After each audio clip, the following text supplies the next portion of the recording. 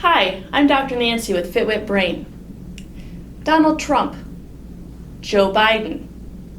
There's a pretty good chance that one of these names may have made you very angry. The other? Yep, I like that one.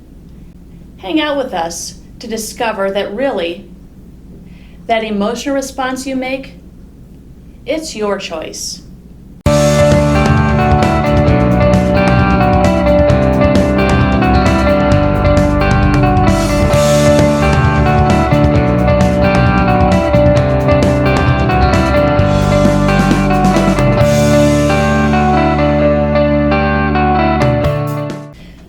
To tell you it's your choice. We used the names Joe Biden and Donald Trump because we knew one of those names would likely get a pretty strong reaction. And that's just what we're going to look at now. We are inundated with messages most moments of our waking hours. Many of these messages pass by like the time on the clock. It's barely even noticed. You glance at them for an instant, like the face of the clock, embed that message by learning the time, and in a moment, forget that message and move on. We see advertisements, we see signs, we see persuasive images. We read words and see videos. We hear sounds of kids playing, the angry screams of people yelling. We smell beautiful aromas and stinky odors. All of these inputs send signals into your brain.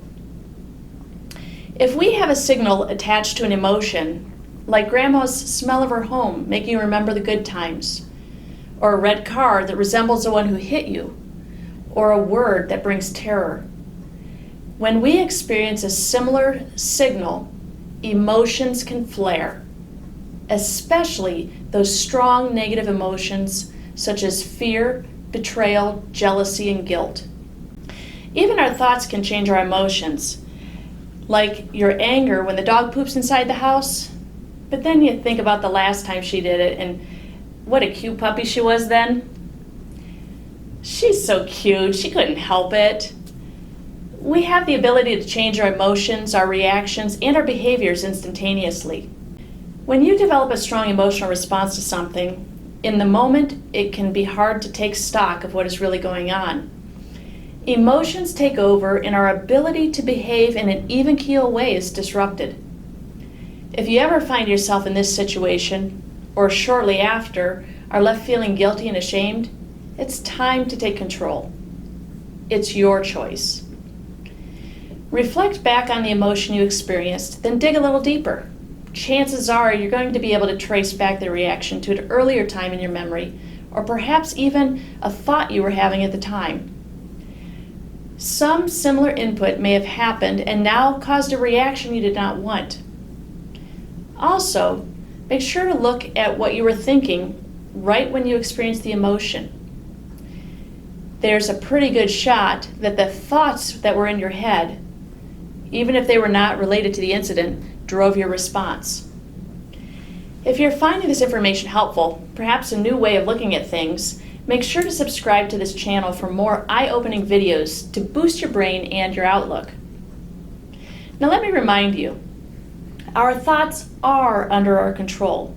We have a choice to believe them or disregard them. How do you know that? Well, here's 3 ways to develop your thought power. Check in with yourself periodically throughout your day, especially if you begin to experience emotions that you do not want. What are you thinking? Is it helpful or not? If helpful, you should be gaining from your self-talk. If it's not helpful, you'll find your emotional state plummeting, leading to sadness, depression, or even anger and resentment. And that's not a happy place to be. So if you can identify the driver of these emotions, you can regain control and move in a different direction. The second way to develop your thought power is to determine whether what you are saying in your thoughts is true. I think the most effective way to do this is using math. Yes, you heard me, math. What is the likelihood that what you're thinking is true? Here's an example. You're going to your husband's work party and you don't know anyone. That makes you very uncomfortable, but you can't tell your husband you don't want to go. After all, they're honoring him that night. You'll have nobody to talk to, right? Uh-oh, here comes the math part. What's the likelihood that will be true? There will probably be at least one other person there who, well, let's think of some of the things you might want to talk about. Has this person been on a vacation? Do they love to talk about cars or a favorite hobby? Do they have kids that are of a similar age as yours? There's always some way to connect. So you end up realizing that the likelihood of having someone to talk to is nearly 100% because these universal topics these are universal topics that you can approach them with. Now you realize you won't be bored, and the thought of going to the work party almost seems a little exciting. So do the math, determine the likelihood of the thought, and gain realistic control of your thought power. The third way to develop your thought power is to try to give the benefit of the doubt. I'll give you a for instance. You get cut off by the jerk of that pickup truck. He zooms past you, almost causing you to swerve. You get angry and you curse.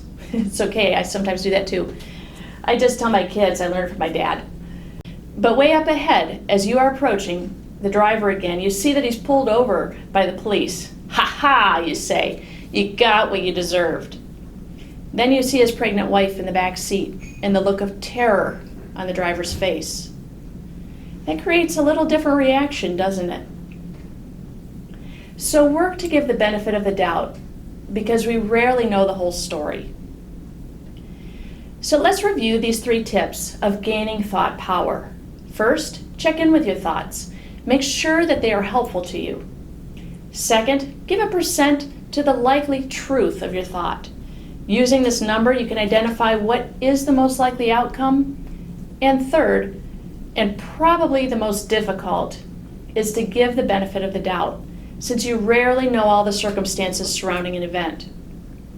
Using these tips, you can make your choice to be happy, courageous, and fulfilled. It's a no-brainer.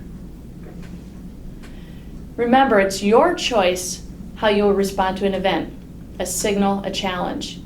You have the power of choice.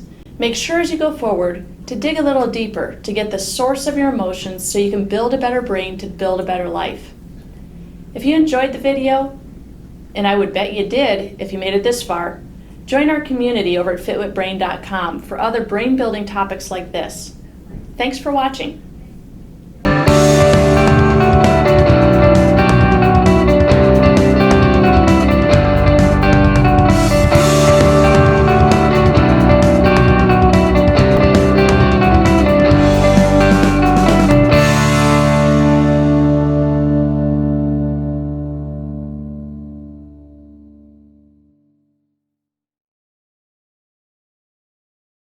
Change the Now, how do I start it, or is it going? I started it. Okay. It's on, right, Sue? Yes. Okay. All of a sudden I panicked. I don't know if I turned it on. Yeah. I thought We've I done did. that before. Do we Yeah. turn the microphone on? Yes. We've done that before. It's Yeah, on. we've done everything before. Yeah. You need like a checklist.